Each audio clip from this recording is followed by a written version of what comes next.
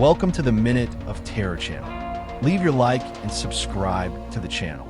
Leave a comment where you are watching this video from. Hey Luke, man, let me tell you a crazy story that happened to me last fall. I'm Mateus, and I love solo camping, you know? No crowded trails. I prefer those remote spots like a quiet valley surrounded by rocky hills and dry brush. I went out there just to enjoy nature, but things took a seriously dark turn. I left home around noon, heading into an 8-kilometer trail that cuts through the valley. Not a soul in sight, no cars, no people. Pretty normal, right? Most folks had already stopped camping because of the cold creeping in. The trees were bare, no leaves at all, and the wind was brutally cold. I brought a thick jacket and a sleeping bag rated for freezing temps, so I was good. After a long hike, I found a clearing off the main trail, a spot I'd camped at before. Felt like home. I pitched my tent, built a fire with stones around it, and made some hot tea while watching the sun go down. But then, things started getting weird. I was looking out at the hills and saw something moving in the bushes. Way off in the distance, just shadows, shifting. The sun was setting, so I figured it was probably an animal, like a deer or something. But dude, I couldn't shake the feeling that someone was watching me. I tried to brush it off, tell myself it was nothing, but it just wouldn't go away. Once the sun set, the valley got pitch dark. The fire was the only light, and the wind was howling, freezing my face. I crawled into the tent to warm up, but left the flap open so I could still see the fire. I lay in my sleeping bag trying to relax, but it was tough. The wind, the snapping branches, it all felt creepy. Then, around midnight, I heard footsteps behind the tent. Heavy steps crunching on stone like a person walking. My heart jumped into my throat. The steps got closer, maybe 3 meters away, and then stopped. Total silence, except for the crackling fire in the wind. I was frozen, didn't know what to do. Thought maybe it was an animal, but it felt way off. Fear hit hard, and I couldn't stay still. I grabbed my flashlight, unzipped the sleeping bag, and jumped out, shining the light behind the tent. Nothing. No one there. That freaked me out even more. I hadn't heard the steps leave, so how was there nothing? I spent 15 minutes spinning the flashlight around, lighting up bushes, rocks, every corner. Every little sound made me jump. I thought, am I losing it or what? It was freezing, the fire was dying, and I didn't know whether to stay or go. I decided to pack up the tent just in case. While I was stuffing things into my backpack, I heard a bunch of footsteps running in the dark, like someone charging toward me. I whipped the flashlight around, but the fire was casting shadows everywhere, and I couldn't see clearly. My heart was racing. I started cramming everything into my pack, checking behind me every second. Then, out of nowhere, a man stepped into the firelight. Tall, wearing ripped jeans, a filthy jacket, and a black cap. He looked about 40, with a weird, lost expression. He asked firmly what I was doing there. I froze, took a few steps back. He seemed like he wanted to keep me there, but when I backed up more, his face changed, like he got scared. I didn't think twice. I turned and ran toward the hills. I ran like crazy, barely seeing the ground, tripping over rocks. I could hear his footsteps behind me, but after about 30 seconds, they started fading. I kept running for another 15 minutes until I couldn't anymore. I stopped, out of breath, in the middle of nowhere. It was pitch black, and I was totally lost. No clue where the trail was.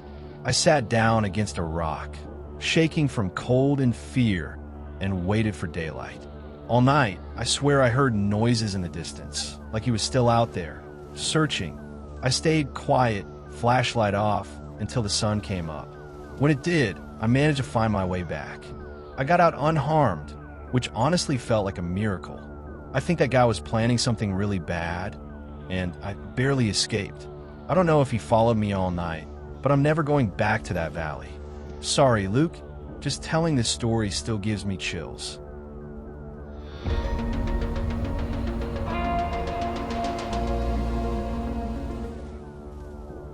In October 2022, Daniel was living alone in a small house in a quiet neighborhood. perfect for families. Since 2015, I'd noticed that the neighborhood's Halloween celebration, once lively with kids trick-or-treating, had lost its spirit after 2020. No one decorated their homes anymore, and the streets were empty at night.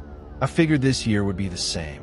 On the morning of Halloween, I made some coffee and stepped out onto the porch to watch the fallen leaves. As I opened the door, I saw two young people, maybe teenagers about 30 feet away, standing among the trees in my backyard. They wore dark masks and black clothes.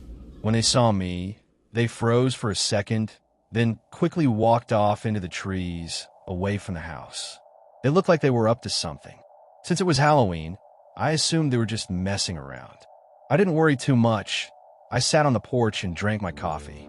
The day went by uneventfully until around 4 p.m., the time when kids used to come by for candy. Even though I hadn't seen that in years, I grabbed a bowl of candy and left it in the kitchen out of habit.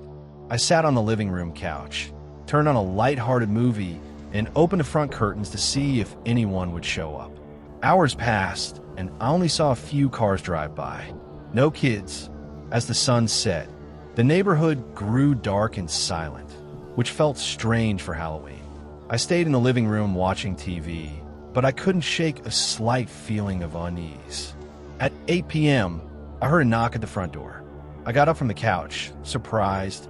I hadn't seen anyone approach through the window. It was late for visitors. I picked up the candy bowl and opened the door. A chill ran down my spine when I saw the same two masked figures from that morning. They were wearing the same dark clothes and masks, and they were taller than I expected. They didn't have candy bags, which struck me as odd.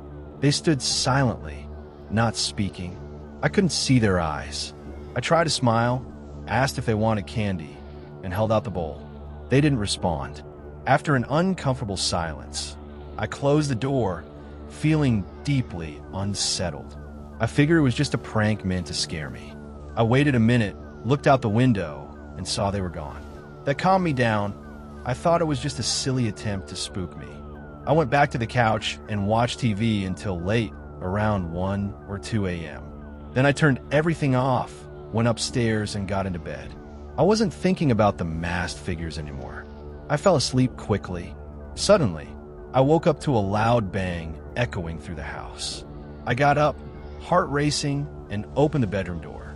Another bang, louder, came from the front door, echoing through the quiet rooms. I crept downstairs, trying to see who it was without being noticed.